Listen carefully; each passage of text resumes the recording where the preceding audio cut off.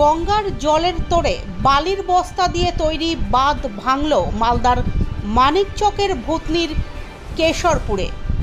প্রায় 50 মিটার এলাকা দিয়ে রবিবার ভোররাত থেকে হু হু করে নদীর জল ঢুকছে ভূতনির সংরক্ষিত এলাকায়।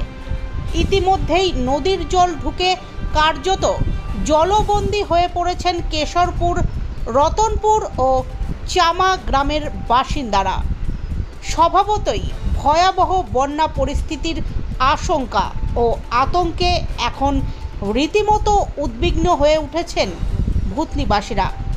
এদিকে রবিবার ভোররাত থেকে বাঁধ ভেঙে লোকালয়ে হু হু করে জল ঢুকলেও প্রশাসনের তরফে সেই জল আটকানোর কোনো প্রচেষ্টা লক্ষ্য করা যায়নি এখনও।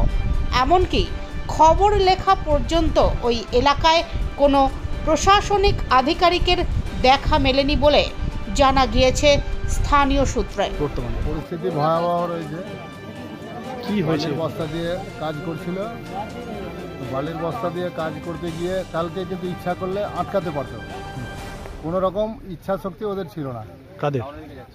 যারা কাজ করছে, প্রশাসন থেকে শুরু করে আমলারা, কোনো রকম ইচ্ছা শক্তি নাই। ভূতনি ডুবুক, এখানে কামাইয়ের ধান্দাটাই সব থেকে বড় হয়েছে। প্রত্যেকটা জিনিস কমিশনের উপরে চলে, কমিশনেই কাজ হচ্ছে। এখানে বন্যা হলে আরও পরবর্তীতে তাদের কামাই হবে, এই জন্যই তারা জলটাকে আটকাতে পারত।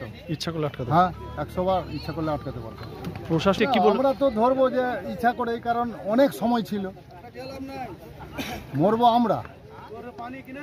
ওটা তো এসিতে ঢুকেছে, ওদের কোনো প্রবলেম নেই। কতটা ক্ষয়ক্ষতি হয়েছে এলাকায় এটা অনুমান করতে পারছি না, তবে পুরোটাই ক্ষতি, সম্পূর্ণ পাট আছে, বাড়িঘর সব ডুবে গেল।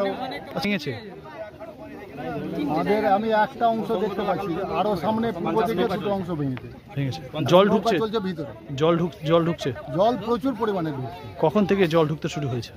ভোর থেকে, ভোর মোটামুটি এই 3টা সাড়ে 3টার দিকে। এখনো ঢুকছে? এখনো ঢুকছে। কোনো ব্যবস্থা কি নেওয়া হচ্ছে প্রশাসন? এখন পর্যন্ত তো আমি দেখতে পাচ্ছি না যে কোনো ব্যবস্থা নেওয়া হয়েছে। কেউ কি এসছে এলাকায়? এখন পর্যন্ত দেখতে পাইনি। কালকে এসছিলেন, পরশু এসছিলেন, এখন পর্যন্ত আর কাউ পাত্তা পাওয়া যায় না, শুধু সিভিকেরা ঘুরছে।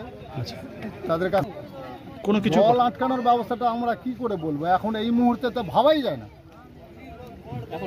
কি চাইছেন ভূতনিবাসী হিসাবে? ভূতনিবাসী হিসাবে আমরা কি চাইবো? আমরা স্থায়ী প্রোটেকশন চেয়েছিলাম দীর্ঘদিন থেকে, কিন্তু কোনো রকম হেলদোল নাই। দায়ী কাকে করব? আমরা সরকার পক্ষকেই দায়ী করব। এখানে যারা পরিচালনা করছে তাদের দায়ী করব। রাজ্য সরকার, সেন্ট্রাল সরকার সবাই এখানে জড়িত আছে। আপনার নামটা? প্রভাত কুমার মণ্ডল।